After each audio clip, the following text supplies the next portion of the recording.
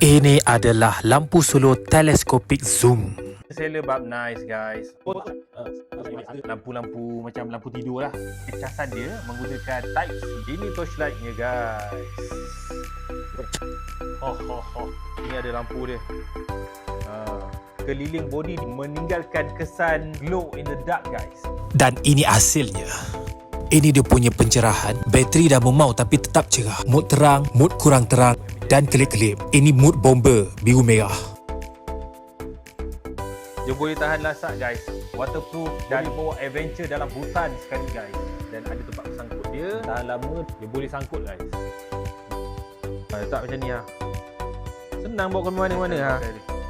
Ini jadi lampu tidur lah. Gantung dalam kemah macam ni. Jadikan lampu tidur guys.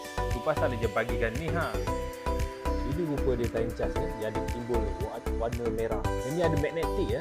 Ini aku bagi contoh time lekat magnetnya dengan besi. Zoom in, zoom out tau. Sini. Okey baru muncul. Dia punya banyak function tu. Nak cek duit tu asli pun boleh. Jika korang berminat dengan torchlight ini, dah macam-macam lah boleh buat ni. Sila tekan di Brad Kuning. Harga dia murah, tersangatlah murah. See you to the next video. Bye-bye.